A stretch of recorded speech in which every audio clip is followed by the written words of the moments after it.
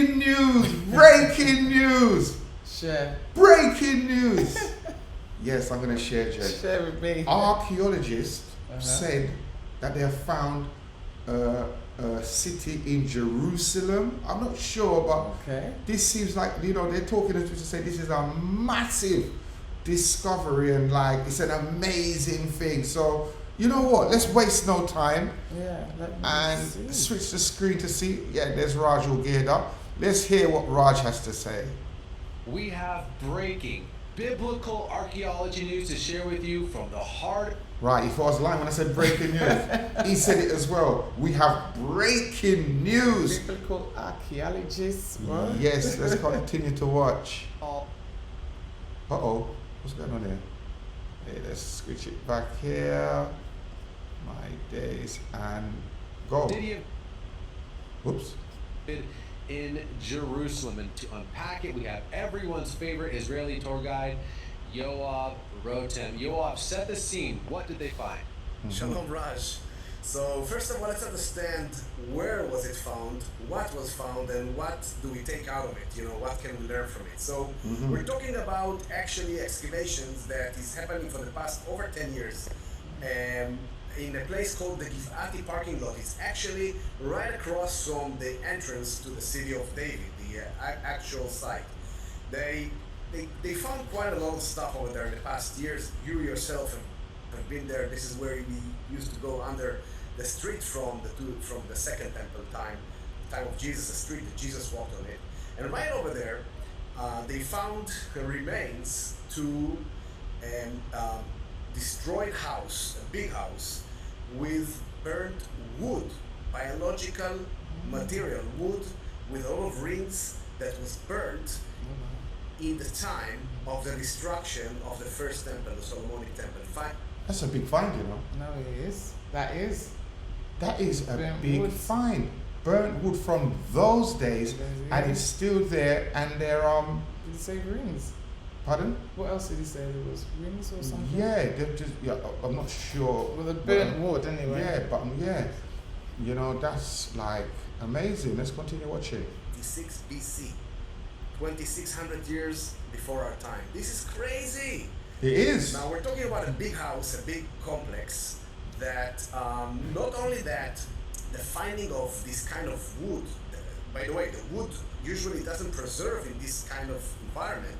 They're saying that the plaster that was burning in the house in the time of the destruction of, you know, the Babylonians, they burned the city and the plaster from the heat melted on the wood and kept it and preserved it for so many years. Oh, wow. This is what. Wow! So the plaster from the wood melted and preserved the wood. Yeah.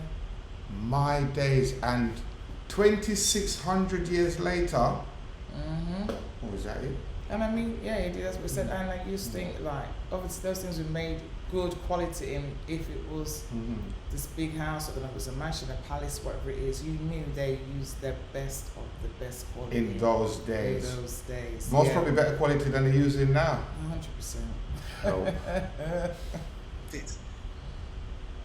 Yeah. Well, to me, this is just overwhelming. You know, you and I have been in the city of David, where we find ash from the Roman destruction of Jerusalem in the year 70 AD.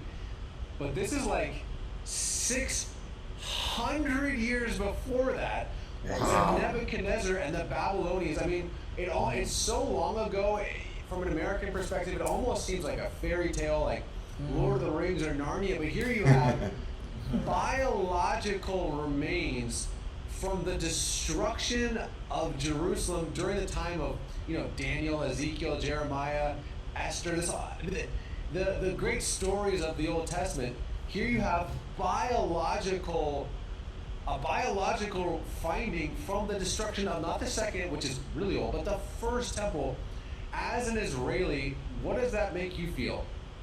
Well, I'm telling you what it makes me feel. It makes me feel wonderful. Because some people are trying to say that these places don't even exist. Yeah. How do you feel about this, Jess? It's just amazing when you just mention those names from the, you know, some of those kings and from the Old Testament. It was like, wow, can you imagine? Yeah, because you know some people think the Bible's a fairy story, right? But yeah. They think that, they struggle to believe that it's real. But I'm telling you, it is real. And I look at the joy of these guys. Yeah. They're so excited to have found this rare temple, you know what I mean? And we should be excited as well as Christians. And it's funny because you'll believe other books, other that are really fairy tale books and whatever. But yes. we don't want to believe the word of God. Fix up, people. Believe the word of God. It's real. Oh, you know, it's again, I think we've discussed it before. If, you know, forgive me for being a little bit of, you know, using a cliche, but it's like finding your roots again and again in the ground. You know, they also talk about the fact that they found the rings of the wood, which helps them to actually date it today in you know, in the accuracy of 10 years here or there, which means that we are so secure about it that this is the time now. It's not only this finding, the same house, the same complex. You know, let's go back to the story. What happens? The year 586, destruction of the temple.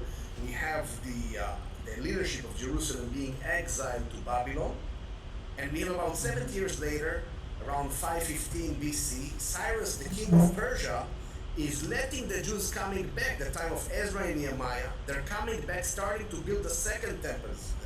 Zerubbabel, Joshua, they're building a second temple, and people resettling in Jerusalem.